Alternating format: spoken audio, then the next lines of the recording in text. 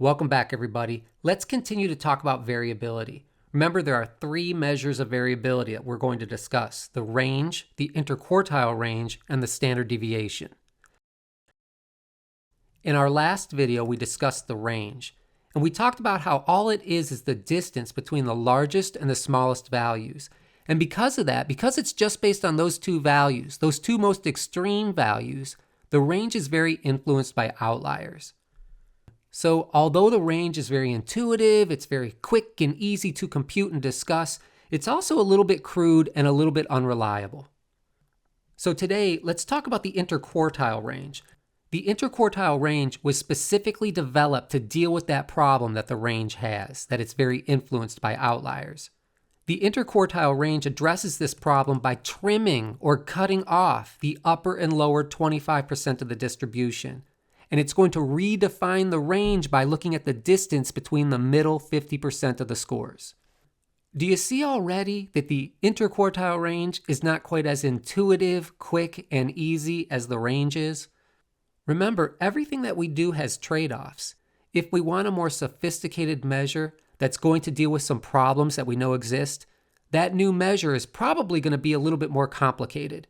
But it's okay, I'm not trying to mislead you. It's not like it's that complicated. It's just not as straightforward as the measure we talked about before, the range. Here are some instructions for computing the interquartile range. We're going to work through it together, and I'll talk about each of those points. So let me first just show you a graphic so you can better understand what the interquartile range is. We are going to reproduce this analysis, and we will find the interquartile range is equal to 3.5 points, which in this case is the distance between the 75th percentile, a score of 8, and the 25th percentile, a score of 4.5. By using the interquartile range, we are essentially redefining the range as the distance between the value that represents the 75th percentile and the value that represents the 25th percentile. So on the low end of our data set, we could have some extreme values, some outliers. On the high end of our data set, we could have some extreme values, some outliers. The interquartile range wouldn't care. It's not going to evaluate that data at all. Now keep this in mind, it's not like I'm just throwing away data. We're just ignoring that data for this analysis. This graphic is using a build-the-box method to find that interquartile range. We're going to use another method, a better method, I believe, one that's better for people who are artistically challenged. I'd have a hard time putting together a nice graphic like this. And in fact, the method that we're going to use is essentially the same method that we used to find the median, the point right in the middle. Because hear me out here. This is the way we're going to find the values for the 25th percentile and the value for the 75th percentile.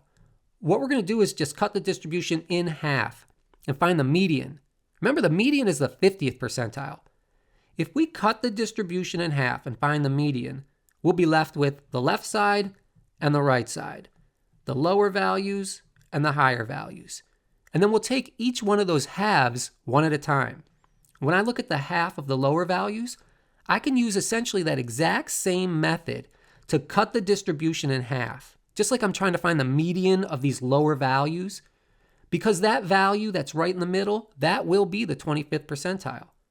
And then when we look at the upper values of this distribution, if I want to be able to split that half in half to find the 75th percentile, again, I'll just use that same procedure to find the midpoint.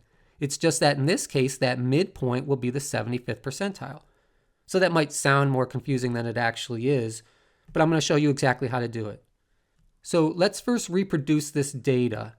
You can see that there's 1, 2, 1, 3, 2 4s, 2 5s, and right here I have that data listed. 1, 2, 1, 3, 2 4s, 2 5s. This is the data set.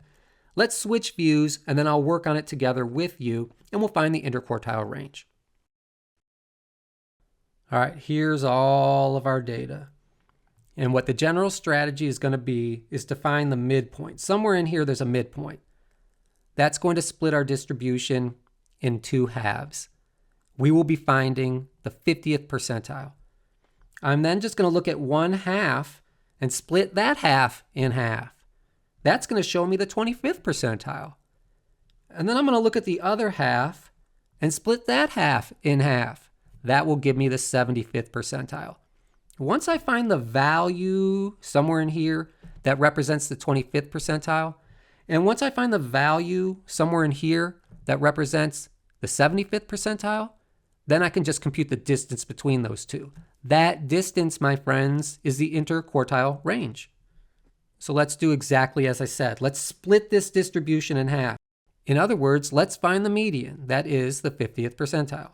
Let's first use this formula that we learned to find the median's location, and it's all based on knowing the sample size. So we've got 1, 2, 3, 4, 5, 6, 7, 8, 9, 10, 11, 12, 13, 14, 15, 16 pieces of data. So n equals 16. Let's find that median location. So we're going to take 16 and add 1, that's 17, and divide that by 2. 17 divided by 2 equals 8.5, 8.5. That's telling us that the median is located between the 8th and the 9th data point.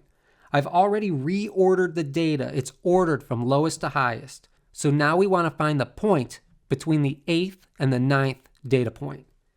Here's the 1st, 2nd, 3rd, 4th, 5th, 6th, 7th. There's the 8th. There's the 9th. The median is between those two values, so I'm going to average these two values.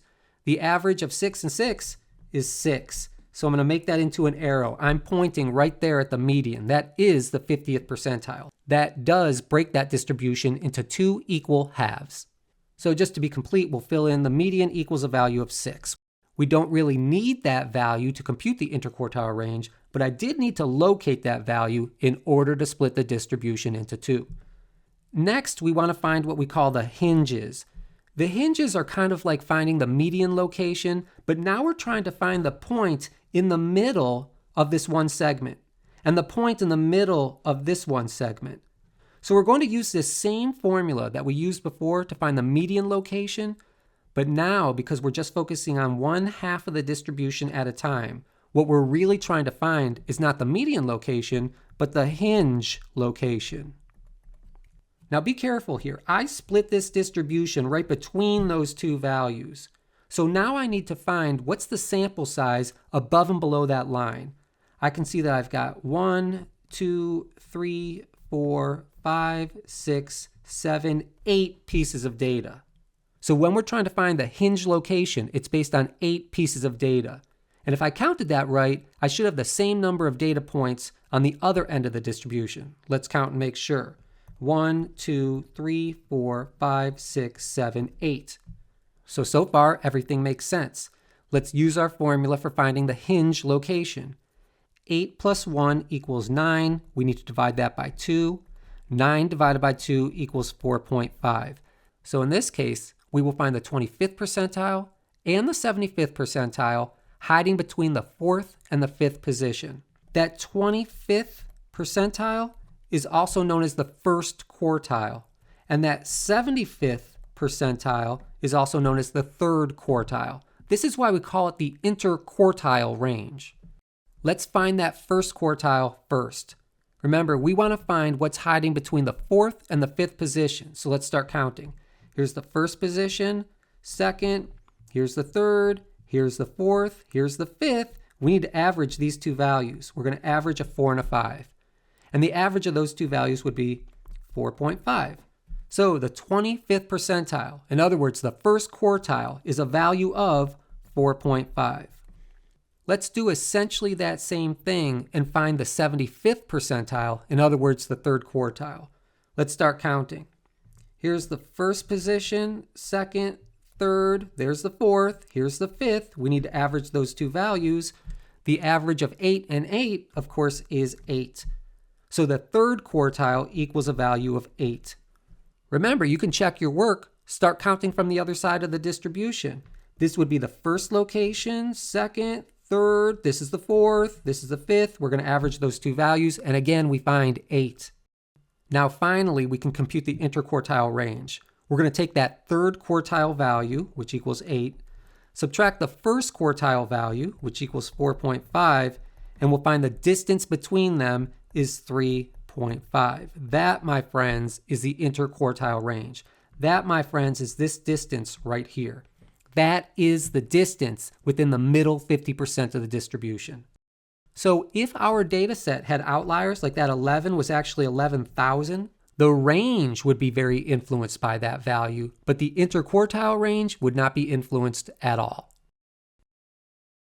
You can see that our analysis using our method produced the same answer as this method right here. That's a little bit prettier, but it really takes a lot more work graphically. Let's make sure we interpret this interquartile range before we move on.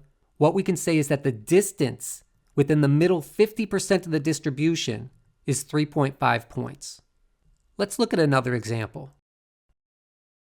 In this example, let's assume that we're dealing with people's ages. Some of them are relatively low, some of them are much higher. If we had outliers in that data set, the range could be misleading. So let's compute the interquartile range on that data. All right, by now you know the drill.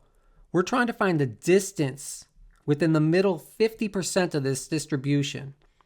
We're going to find the value that represents the first quartile, and we're going to find the value that represents the third quartile, somewhere in here. And then we'll find the distance between those 2 points.